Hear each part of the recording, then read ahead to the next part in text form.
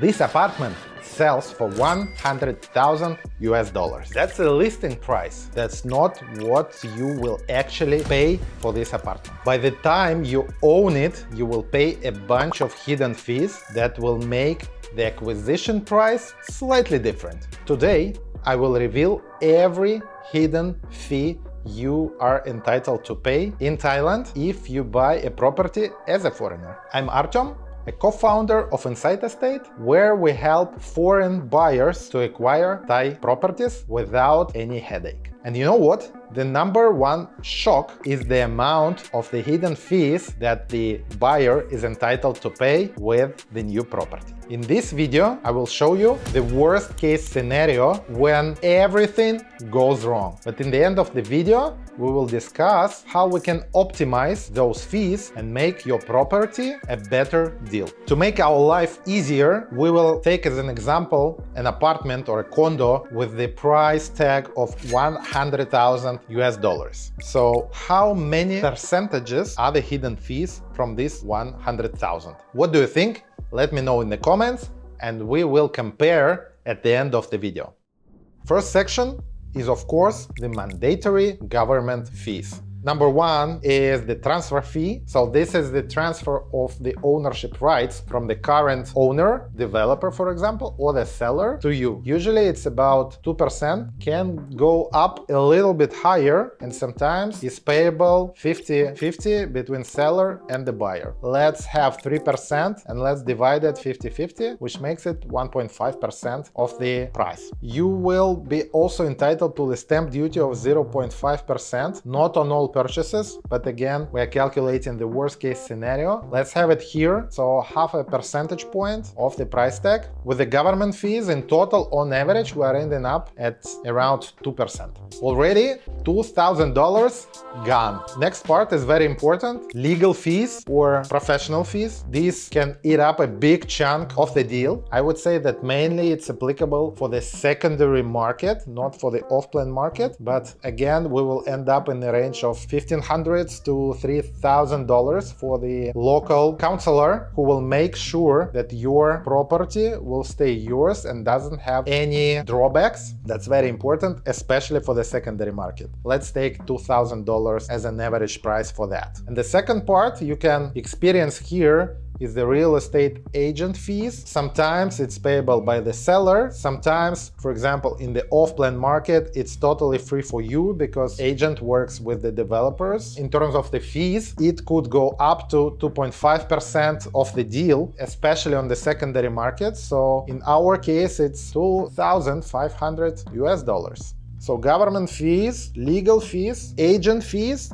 we're at 106.5, almost 7% above the budget. Next are repairs, again applicable for the secondary market. In the secondary market, we definitely need to make an inspection, and it's a good idea to make some cosmetic repairs, at least to make it feel new. This is very important if you want, for example, to rent it out as a newly renovated place, which makes it much more appealing for the tenant. For the small unit, I would say that we will end up at around 7,000 US. So we bought an apartment, it's all legally perfect, made some repairs. Now we need probably to buy some furniture and appliances. If we do buy the furniture package, it will cost us, for this type of unit, I would say $10,000 US. For now, that's the biggest cost that we had. For the off-plan market, often units are coming with the furniture package included. If the developer is asking for an additional fee for the furniture package, let me know. I will leave the link in the description and we will help you to get the better deal. A real-life example. We are building a co-working place in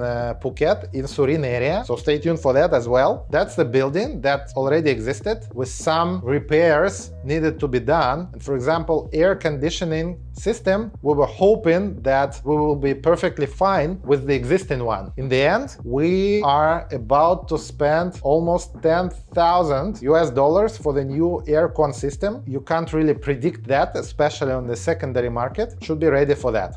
Our running total, $123,500 US. And you know what? That's not all. We have some miscellaneous costs as well. For example, someone who will help to make an inspection will cost, let's say, $500. Then we have utility deposit. We need to pay beforehand for 1 year to come. For this type of property, this should be around $300 to $600. But again, for the sake of our example, let's consider 500 as an average. Then we have insurance, I would say around $1,000. And we have a one-time payment, which is called the sinking fund. I would say $700 or $800. This fee depends on the area of the unit, but I guess 700 should cover the cost. And we are at 126K US, more than 25% more than the price tag. And again, this is not all. On top of that, we will have maintenance fees. This is what you pay for the common areas, garbage trucks, pool maintenance, co-working space maintenance in the building. This is payable on an annual basis. For this type of property, should be around $600, $700, $800 a year. Let's take 700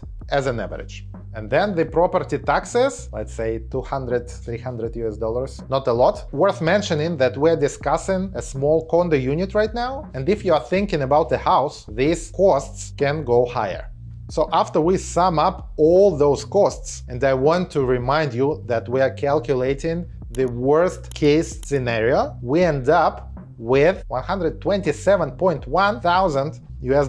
That's 27% above the selling price. The good news, yes, we do have good news. We can optimize those costs big time. Usually, what we cannot avoid is the government fees, maintenance fees, especially with off-plan. We can't ignore the sinking fund fee because that's a one-time payment we have to make.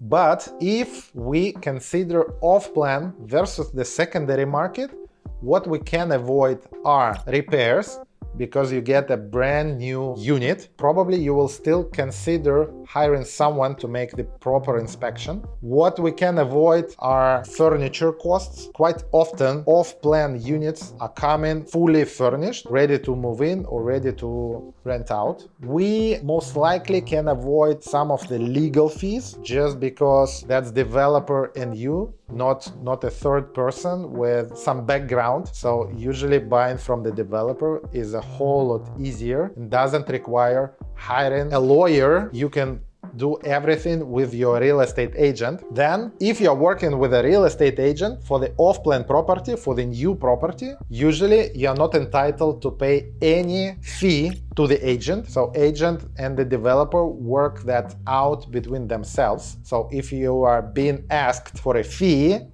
run away. Let's look at the off-plan property in case you have a trusted advisor, and you guys have a trusted advisor, that's me. So off-plan property, we are talking about 2% government fees. We are talking about less than 1% sinking fund, but let's imagine that's 1%. We are talking about the maintenance fee you need to pay every year and you need to pay upfront. That's less than 1%. But again, for the sake of this scenario, let's imagine that's 1%. So 2 plus 1 plus 1, 4% of the hidden fees to the price tag. Let's have 2% on top of that for any unfortunate events that might happen, just as a safety net. We have 6%. So if you work with us for the off-plan property, the hidden fees are around 6% of the property price. Compare it to almost 30% that we had in the worst case scenario. That's 5 times less. The property for $100,000 US with the hidden fees will be around $106,000 US.